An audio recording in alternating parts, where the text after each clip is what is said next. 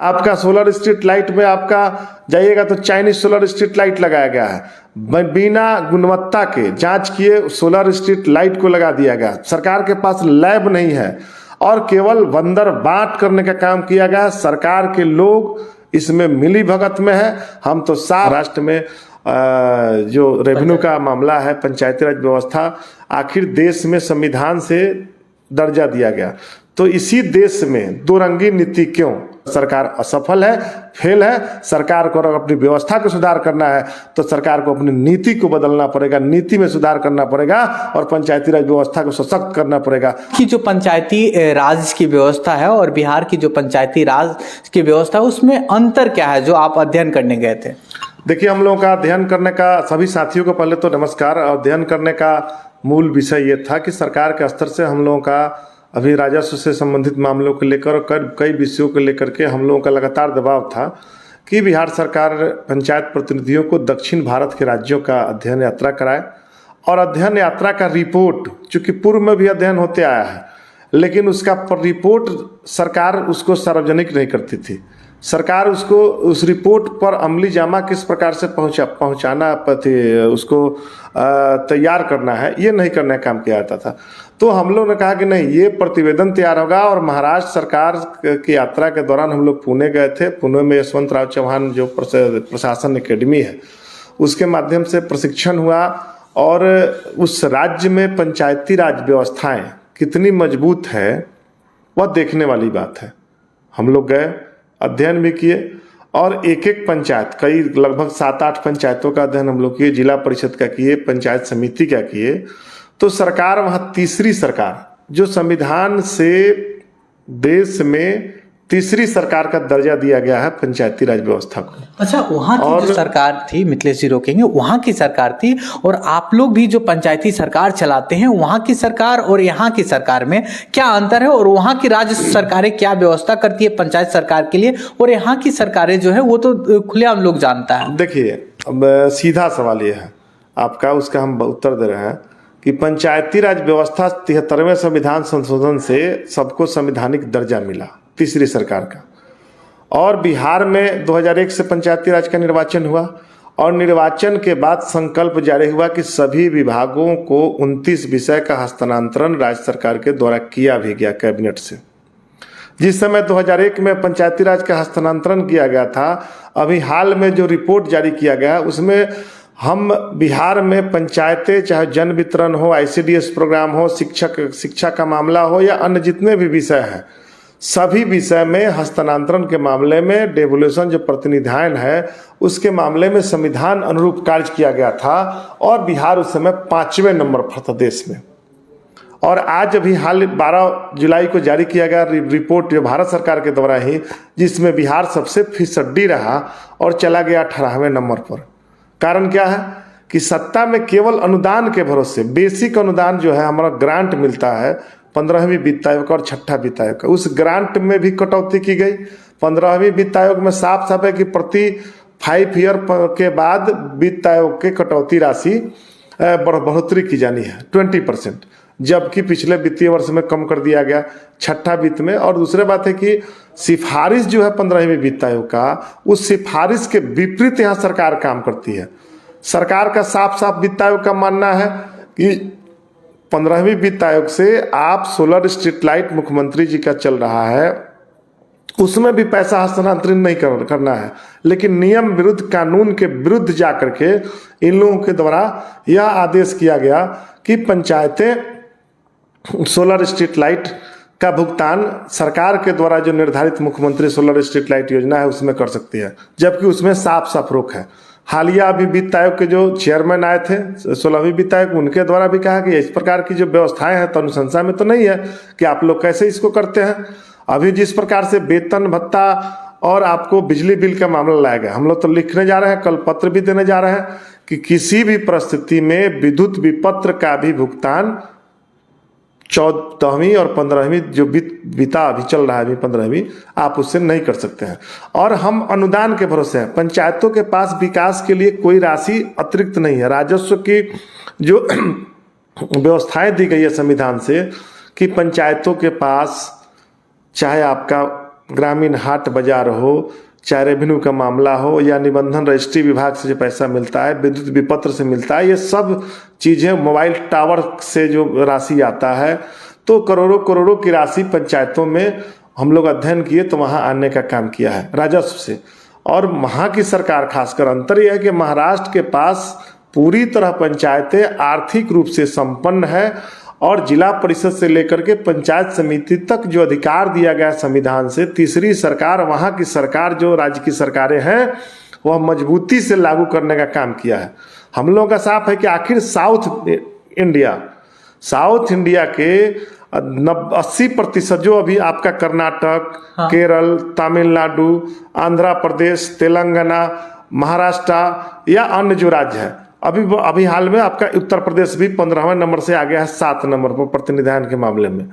तो हम कह रहे हैं कि आखिर साउथ के राज्य इतना आगे हैं, पंचायती राज व्यवस्थाएं किस प्रकार से सशक्त है। तो यहाँ तो हम लोग एक चीज देखें कि अधिकारी और नेता, खासकर अधिकारी और संबंधित सत्ता हो या विपक्ष हो, नेता कभी नहीं चाहते हैं कि पंचायती राज की व्यवस्थाएं मजबूत हो। ये महाराष्ट्र की व्यवस्था कैसे है? ये महाराष्ट्र की व्यवस्था कैसी है? 10 दिन रहे, 5 दिन रहे? महाराष्ट्र में तो व्यवस्थाएं हैं कि ग्राम सभा की बैठकें लगातार आयोजित की जाती है और ग्राम सभा के माध्यम से बहुत बेहतर तरीके से काम किया जाता है। और ग्राम सभा वार्षिक जो 4 निर्धारित ग्राम सभा, उसके अलावा भी ग्राम सभा होती है और सरकार की जितनी भी योजनाएं हैं, वह योजनाओं का क्रियान्वयन एजेंसी ग्राम पंचायत है। और पंचायत स्तर पर जो रेवेन्यू का कलेक्शन है राजस्व का, वह उसकी जो राशि है पंचायतों के लिए पर्याप्त मात्रा में है। एक पंचायत में 3-3 करोड़, 4-4 करोड़, जो शहरी क्षेत्र के आसपास पंचायतें हैं वहाँ 50 से 60 करोड़ रुपया तक राजस्व का संग्रहण है। और पंचायतें हर क्षेत्र में बेहतर काम कर रही है और सरकार का बेहतर सपोर्ट मिल रहा है वहाँ। और सरकारें जिला परिषद से लेकर के सभी का, और सभी ने हम लोग तो साफ साफ बोले कि यहाँ की जो महाराष्ट्र में जो रेवेन्यू का मामला है, पंचायती राज व्यवस्था, आखिर देश में संविधान से दर्जा दिया गया। तो इसी देश में दो रंगी नीति क्यों? बिहार में हम लोग साफ कहते हैं कि वहाँ जब दुरंगी, यहाँ बिहार में अध्ययन, जो सरकार में हम लोग सत्ता में बैठे हुए मुखिया जी हैं वह भी जानते हैं कि आपकी व्यवस्था को किस प्रकार से पंगु बनाया गया है। कभी नहीं चाहती है बिहार सरकार के लोग और बिहार सरकार के अधिकारी कि नहीं चाहते हैं कि सत्ता व्यवस्थाएं मजबूत हो, गाँव की सत्ता मजबूत हो। प्रतिदिन सत्ता को कमजोर करने की एक साजिश की जाती है। तो समय आ गया है, चुनाव का समय, हम लोग तो साफ साफ कर रहे हैं कि हमें नहीं चाहिए। संविधान दिया है, आपसे भीख नहीं मांग रहे हैं, संविधान ने अधिकार दिया है, संविधान अनुरूप हमें सत्ता में हिस्सेदारी मिलनी चाहिए, वह हमारा राइट है। किसी का बपौती नहीं है, या नरेंद्र मोदी हो, नीतीश कुमार हो, तेजस्वी जी हो, कोई हो, हम लोगों का अधिकार है निर्वाचित जनता जिसने प्रतिनिधि चुनने का काम किया, संविधान से दर्जा मिला और उस दर्जा को माखौल बनाने का काम किया गया। तो हमारा साफ है कि सरकार, हम लोगों का अध्ययन रिपोर्ट अगले सप्ताह हम लोगों को देना है, उस अनुरूप सरकार फैसला ले और जो पंचायतों में व्यवस्थाएं कमजोर की गई है उस पर मुख्यमंत्री बिहार के संज्ञान ले। और मुख्यमंत्री जी से तो साफ है, वो तो किस प्रकार से सरकारें चल रही है ये समझ से परे है। तो हम लोग का है कि सरकार व्यवस्थाएं किस प्रकार से मजबूत करे पंचायतों का, इस पर हम लोग काम करने के लिए अध्ययन यात्रा पर गए। मिथिलेश जी, अध्ययन यात्रा पर आपके सोशल मीडिया से एक फोटो डाला गया था, फोटो बहुत अच्छा था और अन्ना हजारे जी के साथ था, आपकी पूरी टीम थी और आप थे। अन्ना हजारे से आप लोग मिले तो पंचायती राज व्यवस्था पर, बिहार की व्यवस्था पर क्या बातें हुई? देखिए, हम लोग तो उनसे बातें हुई और सरकार का ही प्रोग्राम था, उनके पंचायत में हम लोग गए थे।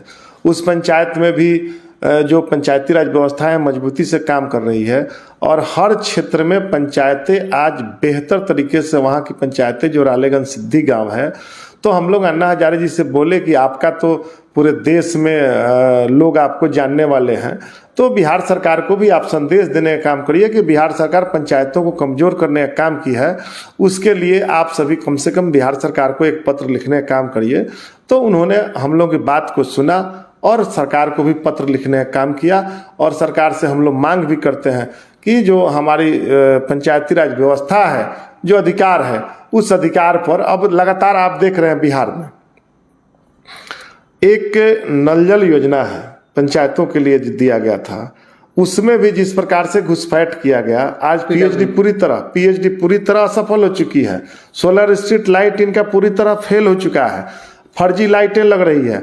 आपका सोलर स्ट्रीट लाइट में आपका जाइएगा तो चाइनीज सोलर स्ट्रीट लाइट लगाया गया है, बिना गुणवत्ता के जांच किए सोलर स्ट्रीट लाइट को लगा दिया गया। सरकार के पास लैब नहीं है और केवल बंदर बांट करने का काम किया गया। सरकार के लोग इसमें मिली भगत में है। हम तो साफ साफ कहना चाहते हैं राज्य में बैठे हुए पंचायत प्रतिनिधियों से और जो सम्मानित जिला परिषद सदस्य हैं, वार्ड सदस्य हैं, और सभी से मेरा अनुरोध रहेगा कि पंचायती राज व्यवस्था को कमजोर करने की जो साजिश की गई है, समय आ गया है मुंह तोड़ आप सभी जवाब देने की तैयारी करिए, ताकि सरकार भय से जो व्यवस्थाएं हैं उसको सुधार करने के लिए पहल करे। और हम लोगों का साफ साफ चेतावनी भी हम लोग दे रहे हैं और दिए भी हैं कि सरकार अगर इस माह तक, जो उनका आश्वासन था कि अप्रैल में बहुत चीज़ें सुधार हो जाएंगी, जिस पर हम लोग अमल करने का काम करेंगे, अगर वो लोग अमल नहीं करने का काम करेंगे तो अप्रैल से हम लोग बिगुल बजाने का काम करेंगे और पूरे राज्य में सभी जिलों में और प्रखंडों में हम लोग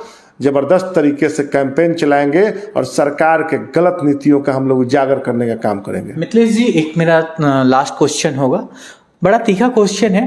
पंचायती राज व्यवस्था को बिहार में कमजोर करने के लिए जिम्मेवार कौन?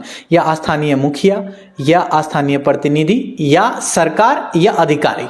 देखिए, इसमें साफ साफ है कि आपने निर्वाचित कराया तो सरकार का दायित्व बनता है कि अगर किसी योजना को पंचायतों में संचालन करना है तो उसके अनुश्रवण की भी व्यवस्थाएं मजबूती से लागू करें। और जो संविधान प्रदत्त राइट है, पहले उस राइट को आप देने का काम करिए। आप दिए हैं नहीं, संविधान से आपने 2006 में आपका नियमावली बनाया, पंचायत राज अधिनियम, और आज तक आपने उसके लिए संकल्प जारी नहीं किया। तो सवाल यह है कि पंचायतों को जब अधिकार ही नहीं दिया गया, अधिकार को काट करके, और बड़े बड़े जो आईएएस बैठे हुए हैं, सत्ता में बैठे हुए हैं लोग, वे लोग उस अधिकार को कटौती करके और अपने जिम्मे रखना चाहते हैं, वित्तीय मामला हो या अन्य मामला हो। तो हम लोगों का तो साफ है कि सत्ता पहले गांव की सत्ता को, जो गांधी जी का सपना था, वह गांव की सत्ता को किस प्रकार से मजबूत किया जाए, इसके लिए सरकार पहल करे और तब विचार करे कि पंचायतें किस प्रकार से काम कर रही है। और पंचायतों को काम करने की अगर जिम्मेवारी किसी को, हम लोग तो साफ कहें कि रैंकिंग व्यवस्था लाइए, हर जिलों में जिला का रैंकिंग कीजिए, जो बेस्ट पंचायतें काम करती है उसको बेहतर तरीके से सपोर्ट करने का काम करिए। और यहाँ जो हमारा डिमांड है, हमारा जो मांग है, लगातार हम लोग अभी संघर्ष, और सत्ता में बैठे हुए लोग ये मतलब नासमझ तो नहीं है, लेकिन जानबूझ करके जिस प्रकार से नासमझी दिखाने का काम करते हैं, तो वैसे लोगों के विधानसभा क्षेत्रों में भी हम लोग जाकर के पर्दाफाश करने का काम करेंगे। और विधानसभा क्षेत्रों में हम लोग हल्ला बोलेंगे, पंचायत प्रतिनिधि हम लोगों ने तय कर लिया है कि सरकार अगर समय रहते काम नहीं करती है तो। अच्छा, एक बड़ा मामला आता है जब जाएंगे पंचायती व्यवस्था में, पंचायती के जो छोटे अधिकारी होते हैं, कर्मचारी होते हैं, वो जनता से कहीं ना किसी काम के बदले में पैसा लेने का कार्य करती है। क्या उनको सरकार सैलरी नहीं देती है क्या? देखिए, जहां तक भ्रष्टाचार का मामला है, तो ये सत्ता में बैठे उनको भय नहीं है। जो प्रखंड में प्रशासन है, जो पंचायतों में है, वे लोग निश्चित रूप से प्रशासनिक भय नहीं है।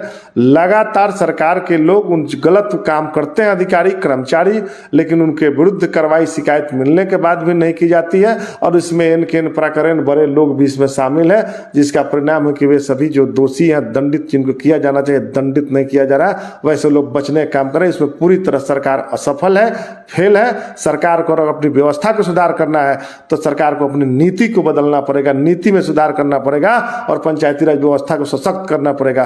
तभी पंचायतें मजबूत हो सकती है और देश और गांव का विकास हो सकता है। बहुत बहुत धन्यवाद।